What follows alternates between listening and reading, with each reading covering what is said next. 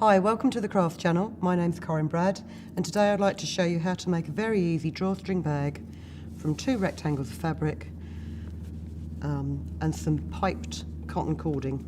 This is great for kids because the drawstrings and the opener are all attached, which means when you've got it on your back it can't fall open, you can't lose the drawstring in there because it's tucked to the bottom of it, and there's plenty of capacity in the bag. So what we'll do is we'll make the piping first of all. Now I've got a strip of fabric here that is 3.5 centimetres wide, and it's the width of my fabric.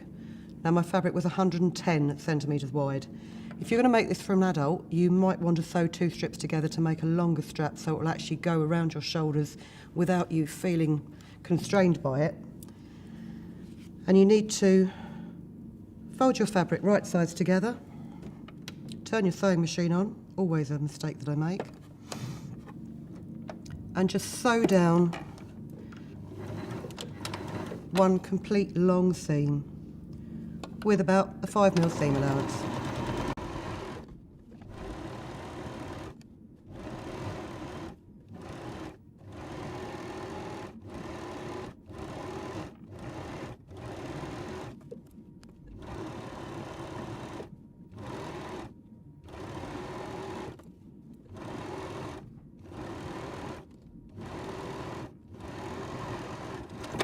You go right to the end and locked it off. So you've got your piping strip. And then I've probably mentioned to you before about a wonderful thing called a piping turner, which is essentially a long thin stick with a hook and a clasp on the end of it. If you pop this up through your longest piece of piping in the world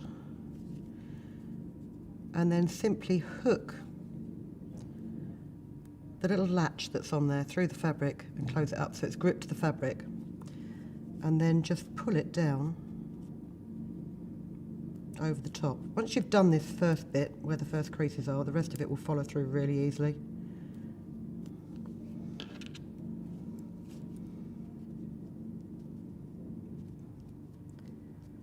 She says, with it not following through really easily.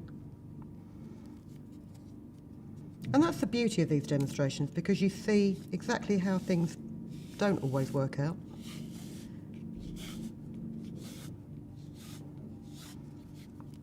Once you've got the other end out, you can simply just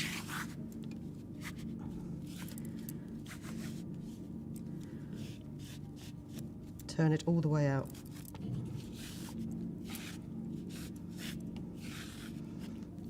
So you've got your piping strip. Now, in all honesty, you could use that as a drawstring as it is anyway, but what's quite nice is if you can thread it through with some cotton rope. It's not really rope. It's about the thickness of a old-fashioned washing line, maybe. I've tied a knot in this so I can find the end, but oh, here we go.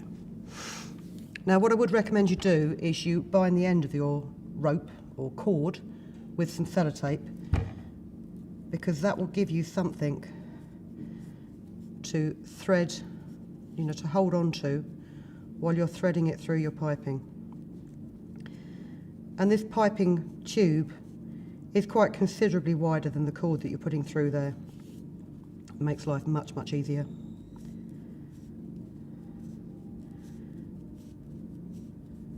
But again, it's just one of those things you have to take quite slowly and steadily. Probably would have been quicker if I'd actually put the top piping turner back inside this tube and hooked it onto the rope. But I'm nearly halfway there now, so it's not going to make a lot of difference. And I've done this cord first because this is probably the most time-consuming element of this drawstring bag.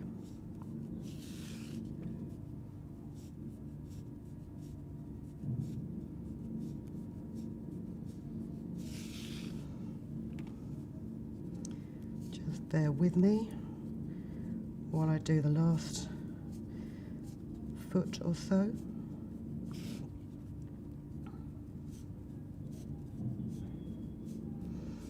And we do this in one continuous strip so that it can act as the drawstring around the top of the bag and both straps, meaning the drawstring will never fall out of the bag, or shouldn't ever fall out of the bag, as long as you've secured it properly at the bottom.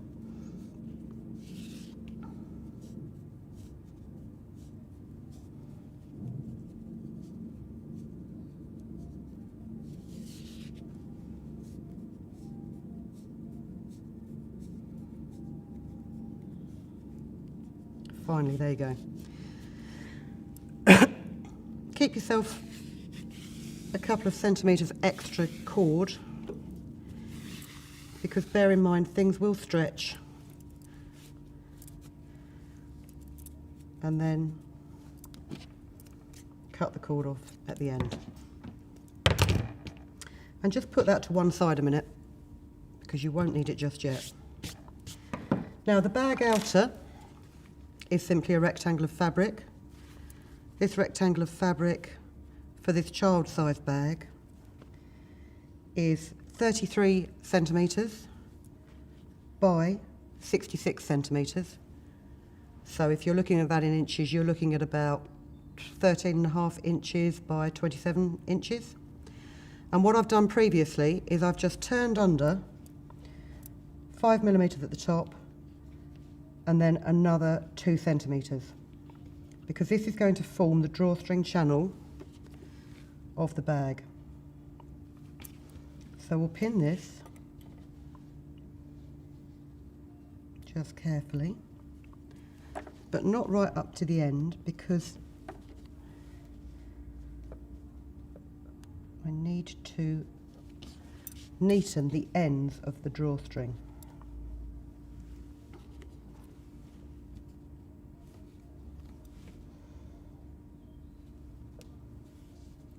So we don't sew this, but we just need an idea of positioning.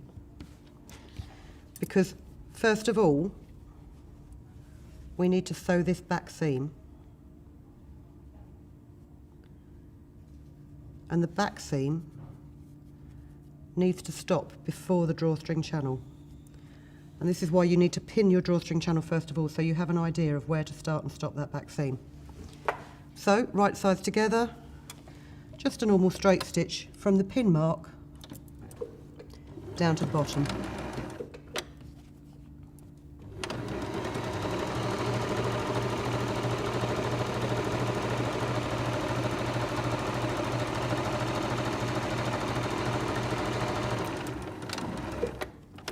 Like so.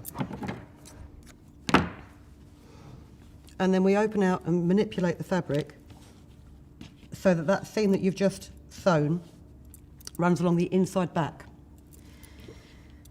Where you have the ends of your drawstring channel, what you can do now is just fold over and finger press those raw edges to line up with the seam that you've just sewn. Let's take that pin out a minute.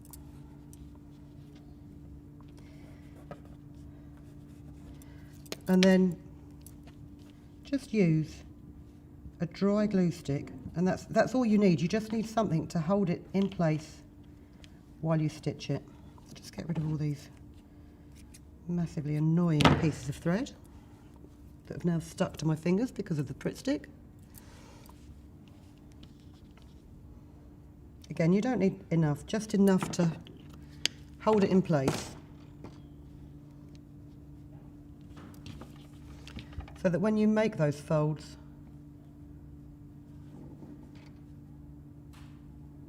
on your top drawstring channel, they're nice and neat, there's no raw edges. So you fold down 5mm and then 2 centimetres. Pop a pin in there.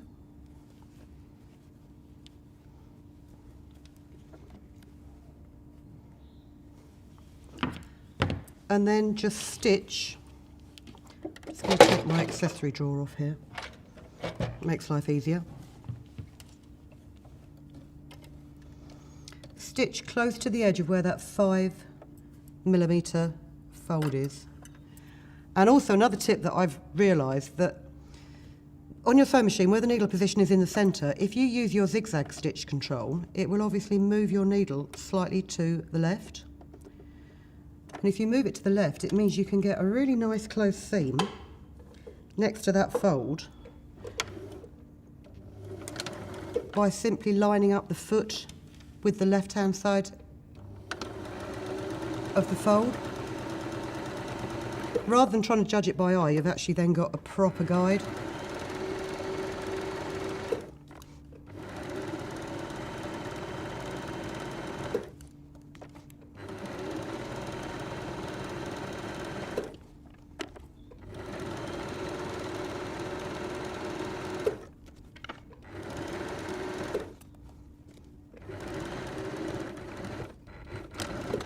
There you go.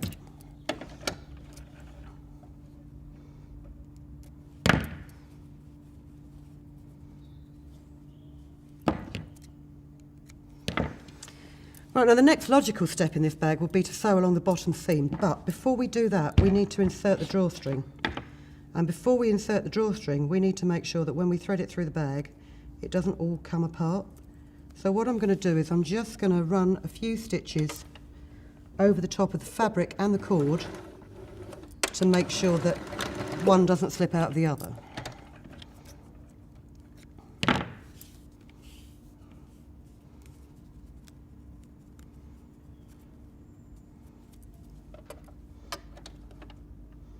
Oh, lost my foot there for a minute.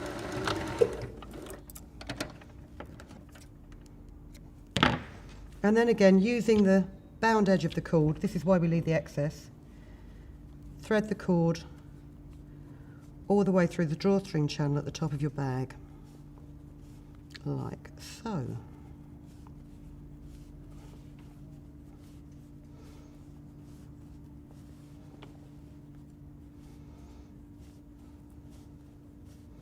This is why I've made this drawstring channel 2 centimetres deep, because it's just so much quicker.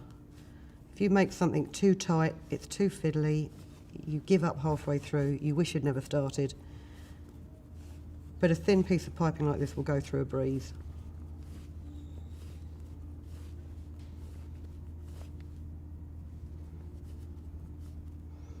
And just pop it back out the other end, like so. And then pull your drawstring through so it's equal without your bag being rucked up at the top, and pop the strings inside the bag, because what you're then going to do is pin across the bottom of your bag. Make sure your strings aren't crossed inside, so that this right hand channel goes to the right hand corner and this left hand channel goes to the left hand corner, and simply pin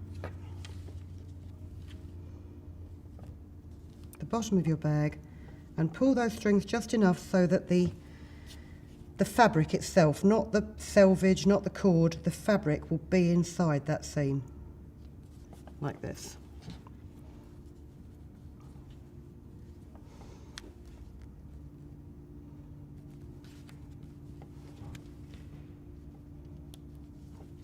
So again, as I say, make sure that your fabric itself sits in there quite neatly at the very corner of the bag.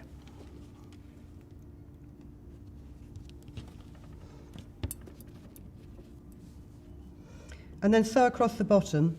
What I would recommend is that when you're doing these corners is just go over it a couple of times for security. If you've got a heavy-handed child or you've got a lot of stuff in there, you don't want the straps to pop out of the bottom. Before you do this, remember to do what I just nearly didn't do. Turn your needle back to the middle position. Otherwise you'll end up with a massive seam allowance that you weren't expecting. And I've just gone over that a couple of times, as I say, to secure the drawstring. So right across the bottom.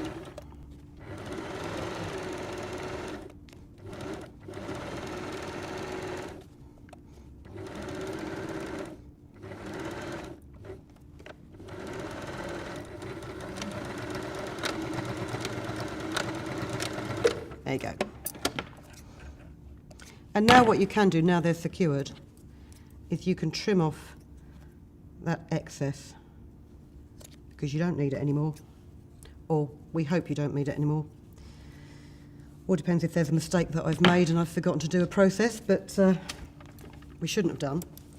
And then ideally what you've got when you turn it the right way out is a drawstring bag, which if you're in a hurry, you can leave it like that. But it's quite nice to have a lined drawstring bag so that all those raw edges are covered in, there's no fraying. And so simply you want another piece of fabric that again is 66 centimetres wide, whatever the width was of this. But instead of being 33 deep, this piece is only 31 deep. So make it 2 centimetres shorter or an inch shorter, and then just simply fold in and press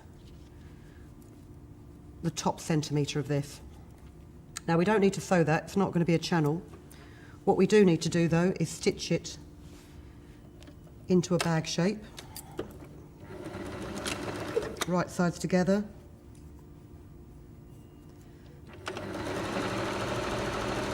Down the back seam.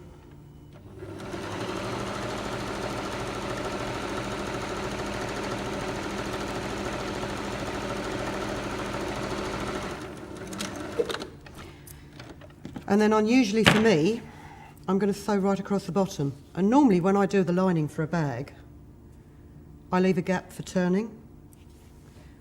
But I'm going to put the lining in this bag in a different method to usual. So I can sew right down the back, right down the bottom. Right along the bottom, in fact.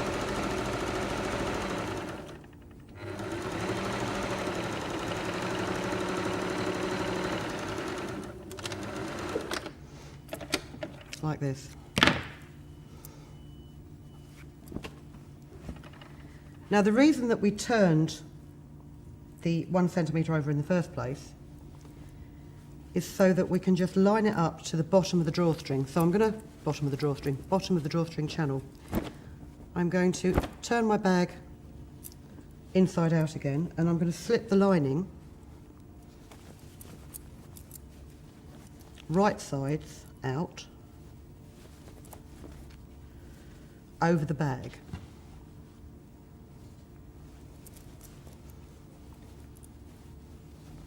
Like so. Line up the back seams, and then I'm just going to pin the lining just below the fold line of that original drawstring channel. Let's give it a few pins all the way round.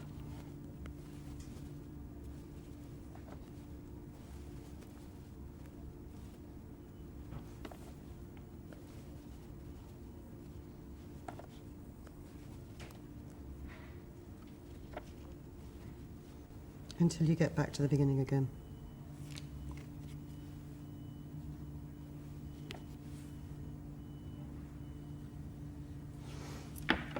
And then just check that these drawstrings aren't in the way. Last thing you want to do is run your seam right over the top of them.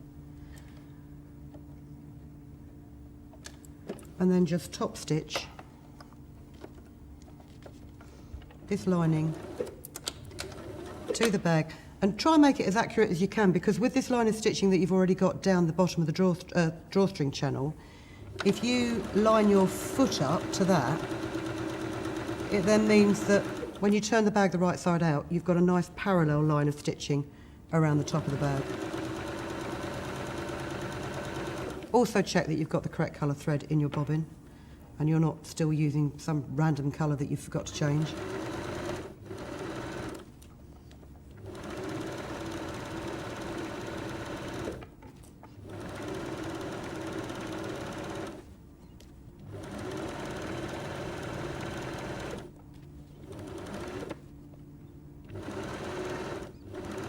And of course what you can do, if you want to put pockets inside your drawstring, you would fix them to that lining first of all before you start stitching it in place. And again, just check that those drawstrings aren't in the way as you come to the end of your project.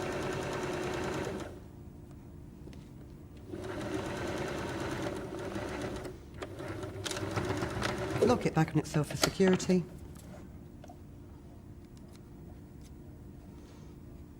And cut your threads. And then you can simply flip it the right way round,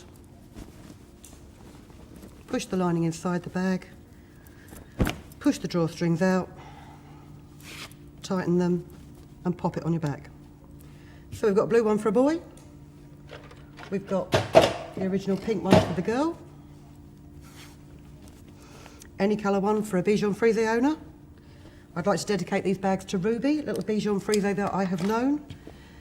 And I hope you enjoy making this drawstring bag project as much as I did. Thank you very much for watching, and we'll see you again very soon. Bye. If you've been inspired to create, please share your makes with us in the comments section below. And if you've enjoyed videos by the Crafts channel, hit the like button. Want to see more of us? Then click subscribe. See you next time.